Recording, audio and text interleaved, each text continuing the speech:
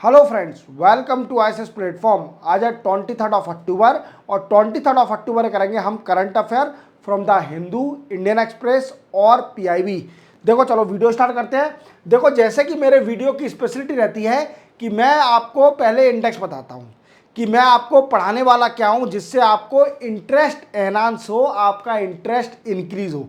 जैसे कि पहले अपन पढ़ेंगे BRICS.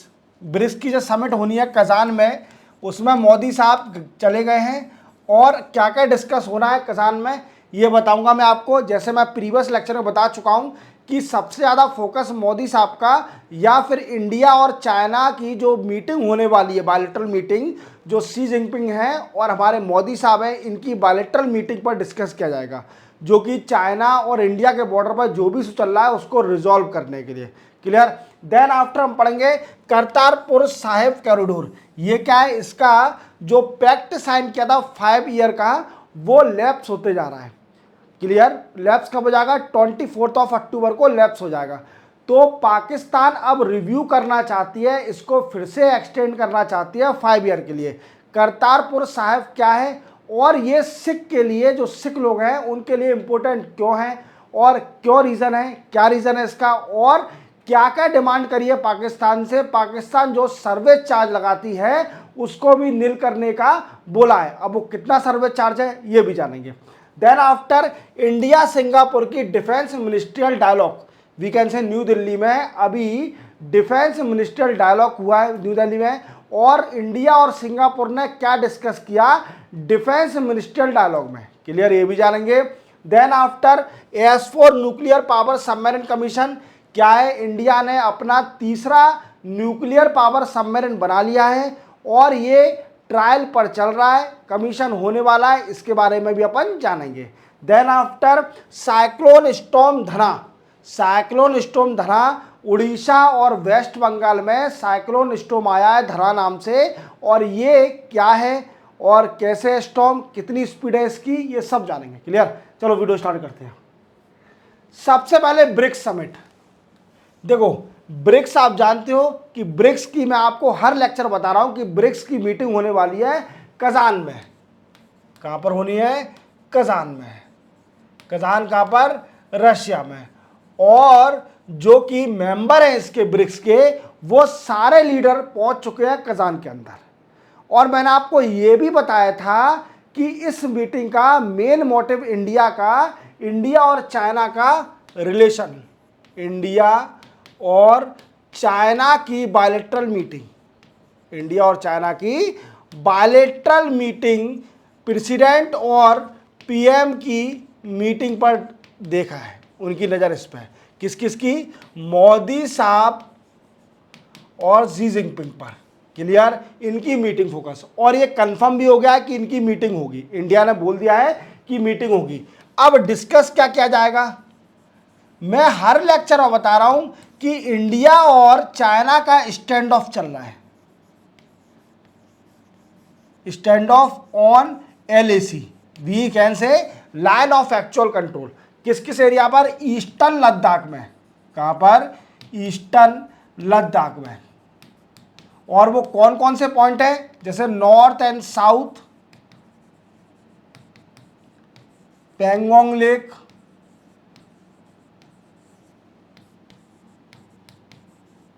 दीपसांग, Depsang plain. Clear. Then after we can say Galwan, Galwan valley,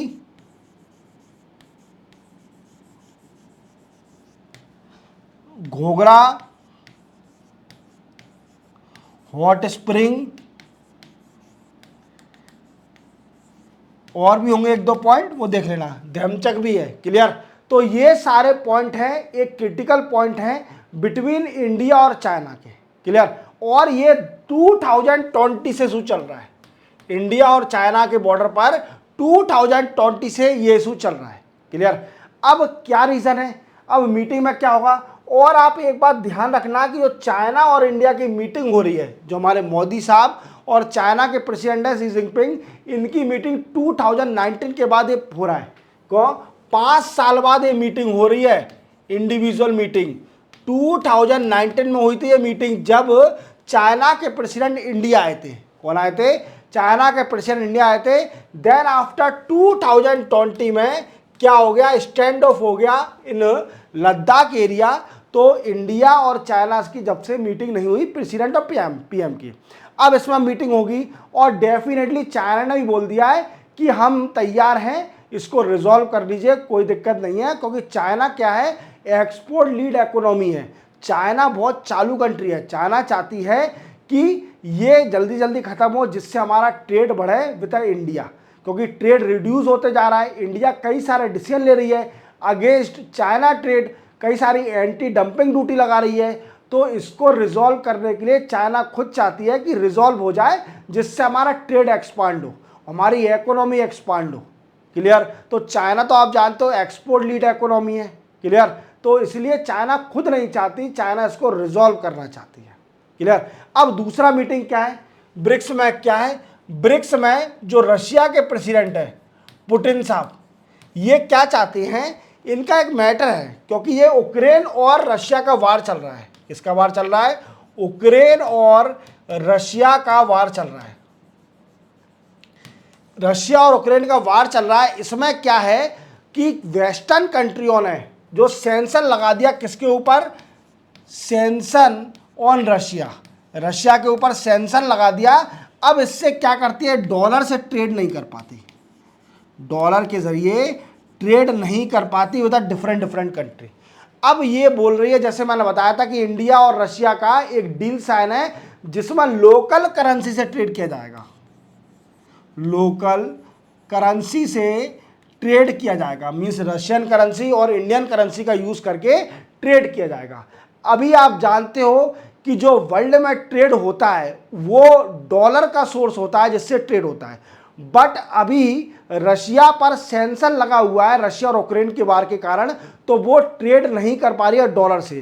तो क्या है कि ब्रिक्स समिट में रशिया चाहती है कि सभी ब्रिक्स के मेंबर हैं उनसे रिक्वेस्ट कर रही है कि अल्टरनेटिव ऑप्शन निकाला जाए पेमेंट सिस्टम का, जिससे ट्रेड रशिया का एनहांस हो, क्योंकि रशिया के ऊपर सैंक्शन लगा हुआ है और बाई वेस्टर्न कंट्री, जो कि रशिया और यूक्रेन का वार चल रहा है इसके पीछे। क्लियर? तो आप समझ गए होंगे रशिया चाहती है कि अल्टरनेटिव पेमेंट आए, अल्टरनेटिव पेमेंट सिस्टम होना चाहिए जिससे ट्रेड हो।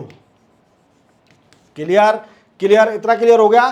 देन आफ्टर ईरान के प्रेसिडेंट भी आए थे यहां पर, ईरान के प्रेसिडेंट से भी मुलाकात करी मोदी साहब ने, ईरान के प्रेसिडेंट भी आए थे और मोदी साहब ने मुलाकात करी। और मोदी साहब ने एक ही रिक्वेस्ट करी, पहले तो अपना फायदा देखा इंडिया ने, चब्बार पोर्ट के बारे में डिस्कस किया। देन आफ्टर वी कैन से खत्म करने को and West Asia acceleration, mean जो भी फाइट चल रही है वेस्ट एशिया में उसको खत्म किया जाए, ईरान कोई अननेसरी इन्वॉल्व ना हो इन चीज़ों में। तो मोदी साहब ने यह भी रिक्वेस्ट करी। अब आगे क्या डिस्कस होता है ब्रिक्स समिट में वो भी बताऊंगा। इतना डिस्कस हुआ है, मोदी साहब गए हैं, शी जिनपिंग से साथ मीटिंग होगी इनकी और बॉर्डर इशू पर डिस्कस किया जाएगा। और हमारे जो रशिया के प्रेसिडेंट है वो चाहते हैं कि एक अल्टरनेटिव पेमेंट सिस्टम होना चाहिए ट्रेड करने के लिए, क्योंकि रशिया के ऊपर वेस्टर्न कंट्री ने सैंक्शन लगा दिया है। किस कारणवश? रशिया और यूक्रेन के वार के कारणवश उसके ऊपर सैंक्शन लगा दिया है, डॉलर से वो अब ट्रेड नहीं कर सकती। तो उसे ट्रेड करने के लिए कुछ अल्टरनेटिव पेमेंट सिस्टम ढूंढना पड़ेगा। क्लियर? तो वो चाह रही है कि ब्रिक्स की कंट्रियां जितनी भी हैं वो उससे डील साइन करें अल्टरनेटिव पेमेंट सिस्टम की। Clear? Clear? Then after Iran के प्रेसिडेंट से मुलाकात हुई। ईरान के प्रेसिडेंट हैं, उनसे बोला कि वेस्ट एशिया में जो चल रहा है वो ख़त्म करिए और क्यों अननेसरी लड़ाई लड़ रहे हो। क्लियर? तो यही सब बातें हैं। क्लियर? चलते हैं अपन नेक्स्ट उस पर। नेक्स्ट है करतारपुर साहिब कॉरिडोर। ये बड़ा ही इंपॉर्टेंट क्वेश्चन है। अगर ये करतारपुर साहिब कॉरिडोर के बारे में थोड़ा जान लीजिए। करतारपुर साहिब कॉरिडोर ये पाकिस्तान में है, दुर्भाग्य से ये पाकिस्तान में है और ये पिलग्रिमेज साइड है, वी कैन से धार्मिक स्थल है सिखों का, क्योंकि यहाँ पर जो सिखिज्म के फाउंडर थे गुरु नानक जी, गुरु नानक जी वो यहाँ पर रेस्ट करते थे। क्या करते थे? रेस्ट करते थे करतारपुर साहिब को पे। क्लियर? क्लियर। तो देखो अच्छा गुरुद्वारा बना हुआ है, देखो आप कितना ज़बरदस्त गुरुद्वारा बना है। इवन पाकिस्तान में है ये और इंडिया के बॉर्डर पे ही है, ज़्यादा दूर भी नहीं है। तो आप ये देखिए अब क्या है कि 21 अक्टूबर 2019 में इंडिया और पाकिस्तान ने एक वीकेंड से पैक्ट साइन किया था। क्या किया था? पैक्ट साइन किया था कि एक करतारपुर साहिब कॉरिडोर बनाएंगे और वो क्या होगा कि जिसके कारण जो इंडिया के सिख हैं वो जाके पिलग्रिमेज साइट पर जा सकते हैं, वो वहां पर करतारपुर साइट जा सकते हैं। क्लियर? ये कॉरिडोर के जरिए। और इस कॉरिडोर का पीरियड था 5 साल। वीकेंड से पैक्ट का पीरियड था 5 साल, जो कि खत्म होने वाला है 24 अक्टूबर 2024 में। कब खत्म होने वाला है? 24 अक्टूबर 2024 में ये पैक्ट खत्म होने वाला है। अब इस पैक्ट को पाकिस्तान रिव्यू करना चाहती है। क्या करना चाहती है? पाकिस्तान इस पैक्ट को रिव्यू करना चाहती है और 5 साल के लिए फिर से एक्सटेंड करना चाहती है। क्या चाहती है? 5 साल के लिए फिर से एक्सटेंड करना चाहती है। बट इसमें कई सारी प्रॉब्लम आ रही है। क्या प्रॉब्लम आ रही है कि जो पाकिस्तान है वो क्या करती है, $20 चार्ज लेती है, service charge with every pilgrimage. जितने भी जो धार्मिक स्थल पर इंडिया से जाते हैं उनसे सर्विस चार्ज ले रही है जो $20। और इसी चीज़ को देखते हुए जो सिक्के हैं उन्होंने बोला कि इसको कम करिए या ख़त्म करिए, क्यों चार्ज ले रहे हो आप? धर्म के नाम पे लूट रहे हो आप, धर्म के नाम पे लूट रहे हो, इसको ख़त्म करिए। क्लियर? तो आप पूरी तरह समझोगे करतारपुर साहिब कॉरिडोर, ये करतारपुर साहिब पाकिस्तान में है, जो कि सिखिज्म के फाउंडर थे गुरु नानक जी, वो उनकी रेस्ट यहाँ पर आराम करते थे, वो ये जगह है। और पाकिस्तान में होने के कारण इंडिया के लोग बाग इसमें जाते हैं। क्लियर? और यूएसए पाकिस्तान चार्ज लेती है $20 हर पिलग्रिमेज से। तो आप पूरी तरह समझ गए। और इसका टाइम पीरियड जो पैक्ट साइन किया था 5 ईयर का, वो भी कंप्लीट होते जा रहा है। वो कंप्लीट हो जाएगा, लैप्स हो जाएगा 24 अक्टूबर 2024 को। तो इसको पाकिस्तान रिव्यू करना चाहती है, फिर से एक्सटेंड करना चाहती है 5 साल के लिए, जिससे ये फिर से करतारपुर साहिब कॉरिडोर चलती रहे। क्लियर? और ये वीज़ा फ्री है, ये भी याद रखना कि अगर आपको करतारपुर साहिब जाना है करतारपुर कॉरिडोर से, तो आपको पाकिस्तान की वीज़ा की ज़रूरत नहीं है। क्लियर? अगर आप पे पासपोर्ट है तो बिना वीज़ा के आप जा सकते हो, सिख लोग।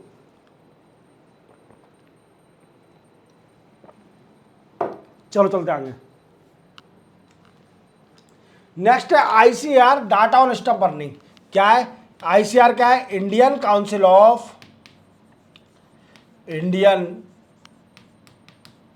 Of agriculture research. Indian council of agriculture research क्या है कि एक इंस्टीट्यूट है, एग्रीकल्चर रिसर्च इंस्टीट्यूट। क्या है? Indian agriculture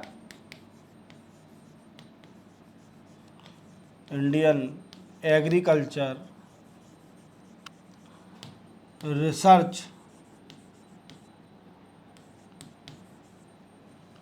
institute. इसने अभी एक रिसर्च किया है, सर्वे किया है और ये पता किया है कि यूपी के अंदर भी स्टफ बर्निंग हो रही है। स्टफ बर्निंग जानते हो आप? स्टफ बर्निंग सबसे बड़ा फैक्टर है दिल्ली में पॉल्यूशन आने का। जो कि विंटर स्टार्ट होती है तो स्टफ बर्निंग होती है, उसका पॉल्यूशन पूरा दिल्ली में आता है और दिल्ली में इतनी विजिबिलिटी कम हो जाती है कि जो सामने का आदमी है वो भी दिखता नहीं है। क्लियर? तो इतना पॉल्यूशन हो जाता है दिल्ली में, ये स्टफ बर्निंग ही कारण है इसका। जो हरियाणा पंजाब में स्टफ बर्निंग करी जाती है, यही एक कारण है स्टफ बर्निंग का। तो अभी सर्वे हुआ है Indian council of agriculture research ने, जिसका एक कॉलेज है इंडियन एग्रीकल्चर रिसर्च इंस्टीट्यूट है। उसने क्या कहा है? डेटा दिया है कि किस स्टेट में कितनी स्टफ बर्निंग हुई है। तो देखते हैं अपन। सबसे ज़्यादा हुई है यूपी में कितनी है? 673 फार्म। कितने हैं? 670। और हरियाणा में है 593 फार्म। और सबसे ज़्यादा हुए हैं पंजाब में। पंजाब में स्टफ बर्निंग हुई है नियरली 1500 फार्म। तो आप देख रहे हो स्टफ बर्निंग क्या होती है? जो पैडी क्रॉप होती है उसको जला देते हैं। जो पैडी क्रॉप है उसको जला देते हैं, जैसे ये जला रहा है ना बंदा। अब इससे जो पॉल्यूशन निकलता है ये पूरा दिल्ली में जाता है। जो हरियाणा, पंजाब और यूपी में स्टफ बर्निंग करी जाती है, इसका पूरा पॉल्यूशन दिल्ली में जाता है और दिल्ली में पॉल्यूशन को बढ़ाता है। इवन मुझे पता है, मैं दिल्ली में रहा हूँ, मुझे मालूम है कि जब विंटर स्टार्ट होता है दिल्ली में, तो जो सामने का आदमी है, अगर 10 मीटर भी दूर का आदमी खड़ा होगा तो वो भी दिखेगा नहीं, उसकी विजिबिलिटी इतनी कम हो जाएगी। देख रहे हो आप कि दिल्ली में इतनी विजिबिलिटी कम हो जाती है इस पॉल्यूशन के कारण। तो इसको रोकने के लिए सरकार कई सारे प्रयास कर रही है, बट हर बार कुछ ना कुछ असफल हो रही है, अनसक्सेसफुल हो रही है, क्योंकि क्या है कि किसान मानते नहीं हैं। क्लियर? अब इसके लिए कई सारी पॉलिसी और कई सारे लॉ भी निकाले गवर्नमेंट ने। तो देखो, सबसे पहला दिया कि फाइन लगाया जाएगा, we can say impose fine. जो स्टफ बर्निंग करता है उस पर फाइन लगाया जाएगा, ये भी गवर्नमेंट ने बोला था। देन आफ्टर स्टैंडर्डाइज्ड मशीनरी दी जाएगी जो कि स्टफ बर्निंग ना हो। Even government provide the incentive to farmer for paddy stuff. किसके लिए? पैडी स्टफ के लिए गवर्नमेंट इवन इंसेंटिव दे रही है। देख रहे हो? तो इसका कितना सारा गवर्नमेंट ने सोच के रखा है कि स्टफ बर्निंग को कंट्रोल करना है, पर लोगों को, किसानों को समझ नहीं आ रहा है और वो अभी भी स्टफ बर्निंग कर रहे हैं। देखिए आप पंजाब के अंदर कितने फार्म में स्टफ बर्निंग हुई है और कितना पॉल्यूशन बढ़ा है। देख रहे हो आप, पंजाब के अंदर नियरली 1500 फार्म के अंदर स्टफ बर्निंग हुई है। सेकंड नंबर पर है यूपी, जिसमें 653 फार्म जलाए गए हैं। और थर्ड नंबर पे हरियाणा, जो कि 500 को समथिंग नियरली 500 है। क्लियर? और गवर्नमेंट इसके लिए कई सारे प्रयास भी कर रही है, बट हर बार असफल हो रही है। क्लियर? चलते अपन आगे। India Singapore defence minister meeting क्या है दोस्तों? कि आप जानते हो कि हमारे मिनिस्टर राजनाथ सिंह और सिंगापुर एक हमारा अच्छा फ्रेंड है। सिंगापुर, राजस्थान नहीं, राजनाथ सिंह, सॉरी, राजनाथ सिंह। क्या है कि राजनाथ सिंह हमारे डिफेंस मिनिस्टर हैं। अब न्यू दिल्ली में अभी मीटिंग हुई थी किसकी? इंडिया और सिंगापुर डिफेंस मिनिस्ट्रियल डायलॉग। इस डायलॉग में क्या हुआ? इस डायलॉग में क्या बोला गया? तो दोनों कंट्री ने म्यूचुअल कोऑपरेशन से बोला कि मिलिट्री ट्रेनिंग, एक्सरसाइज के लिए कोऑपरेट करेंगे। We can say India and Singapore both country cooperate with each other to enhance the military exercise और the, we can say exercise और ट्रेनिंग। क्लियर? आर्मी को training और मिलिट्री एक्सरसाइज दी जाएगी। Clear? Then after both country cooperate to co-production, both country cooperate with co-production and development of defense equipment। Clear? आप समझ रहे हो मैं क्या कहना चाह रहा हूं? कि डिफेंस इक्विपमेंट बनाने के लिए दोनों कंट्री फिर से कोऑपरेट करेंगी। क्लियर? ये डायलॉग में बोला गया। और इवन थर्ड डायलॉग साइन करा कि दोनों कंट्रियां साइबर सिक्योरिटी पर भी डील साइन करेंगी।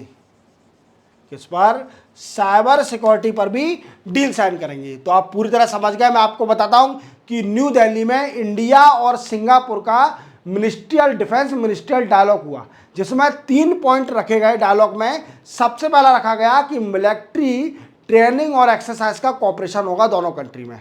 इवन दोनों कंट्री में को प्रोडक्शन और co development of the defence equipment. दूसरा ये हुआ।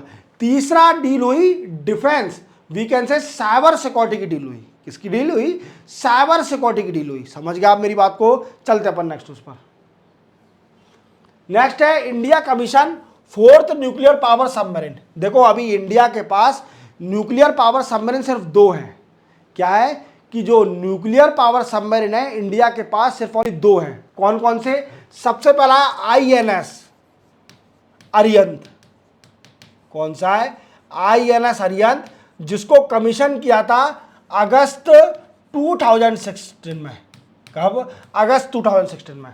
दूसरा है इसके पास INS अरीघाट। कौन सा है दोस्तों?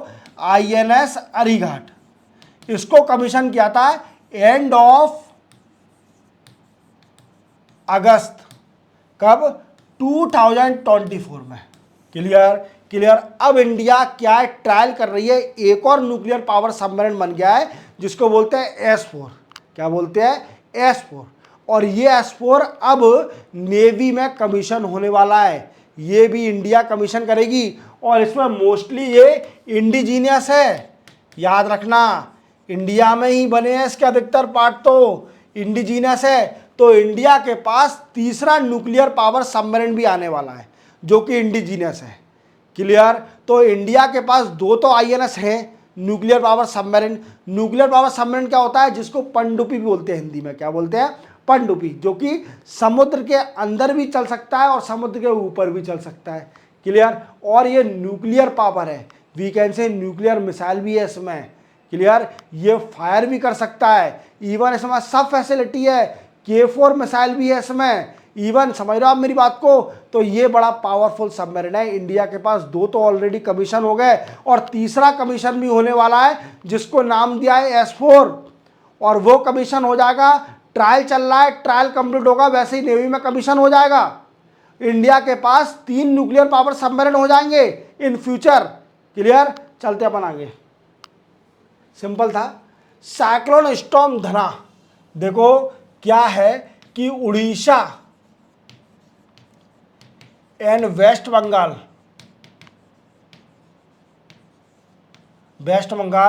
के कोस्ट पर वी कैन से एक धना साइक्लोन स्टॉर्म ने हिट कर दिया है। धना साइक्लोन स्टॉर्म ने हिट कर दिया है। क्या नाम है इसका? धना। क्लियर? अब ये क्या है दोस्तों? इसकी स्पीड क्या है? तो इसकी स्पीड है 100 to 110 किलोमीटर पर आवर। कितनी है? 100 to 110 kilometre per hour. Clear?